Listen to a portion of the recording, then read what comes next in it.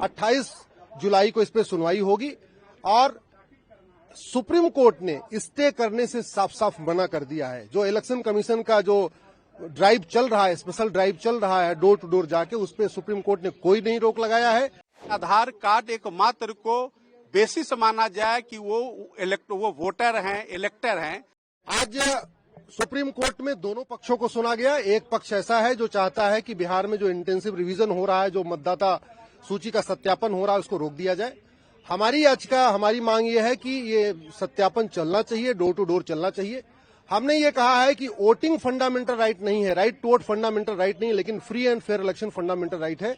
अगर voter list में एक भी रोहिंग्या का नाम है, एक भी घुसपैठिए का नाम है, उसको काटा जाना जरूरी है। बिना जब तक घुसपैठिए भारत में वोट करेंगे तब तक इसको फ्री एंड फेयर इलेक्शन नहीं कह सकते हैं।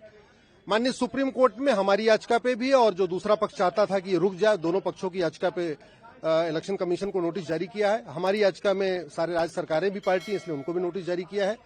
28 जुलाई को इस पे सुनवाई होगी और सुप्रीम कोर्ट ने स्टे करने से साफ साफ मना कर दिया है। जो इलेक्शन कमीशन का जो ड्राइव चल रहा है, स्पेशल ड्राइव चल रहा है डोर टू डोर जाके, उस पे सुप्रीम कोर्ट ने कोई नहीं रोक लगाया है। दूसरी तरफ से मांग की गई थी कि आधार को और राशन कार्ड को और वोटर लिस्ट को भी शामिल करने के लिए गुजारिश की गई थी। सुप्रीम कोर्ट ने कहा है कि इलेक्शन कमीशन चाहे तो उन तीनों डॉक्यूमेंट को एक्सेप्ट करे, ये इलेक्शन कमीशन का डोमेन है, उसमें कोई इंटरफेयर नहीं होगा। टाइमलाइन को लेकर काफी सवाल उठाए सुप्रीम कोर्ट ने कि एक्सरसाइज खत्म हो पाएगी कि नहीं आने वाले इलेक्शन से पहले। माननीय सुप्रीम भी दिए कि अगले इलेक्शन में करना चाहिए। माननीय सुप्रीम कोर्ट ये कह रहा था कि क्या इलेक्शन के पहले पहले ये ड्राइव पूरी हो जाएगी। उस पे इलेक्शन कमीशन ने कहा है कि 60% लोगों का सत्यापन डॉक्यूमेंट पहले आ चुके हैं, केवल 40% बचे हुए हैं। और इलेक्शन कमीशन ने भरोसा दिया है कि बिहार चुनाव के पहले ये जो इंटेंसिव ड्राइव हो रही है, जो गहन पड़ताल चल रही है, ये पूरी हो जाएगी। आज जो सुनवाई हुई माननीय सर्वोच्च न्यायालय के समक्ष, याचिकाकर्ता चाहते थे कि बिहार के अंदर जो इलेक्टोरल रोल डिवीजन का काम इलेक्शन कमीशन ऑफ इंडिया कर रही है, उसको रोक दिया जाए। लेकिन जब उन्होंने अदालत का मुड भांप लिया कि किसी भी स्टे के लिए अदालत तैयार नहीं है, तब उन्होंने अपने एप्लीकेशन को प्रेस करने से मना कर दिया और वो प्रेस नहीं किए हैं। इसीलिए अगली 28 जुलाई को पूरे मामले की पुनः सुनवाई होगी।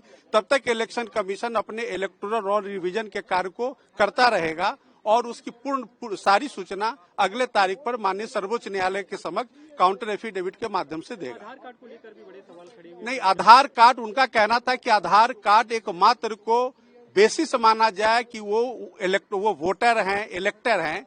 लेकिन माननीय अदालत ने कहा कि इलेक्शन कमीशन चाहे तो वोटर आधार कार्ड और जो वोटर आईडी कार्ड है वो प्लस राशन कार्ड को कंसीडर कर सकती है। तीनों डॉक्यूमेंट्स को कंसीडर करने, हाँ, कर सकती है। इलेक्शन कमीशन चाहे तो रीजन्स देकर के उनको रिजेक्ट भी कर सकती है, लेकिन आज के आदेश में कि वो कंसीडर कर सकती है।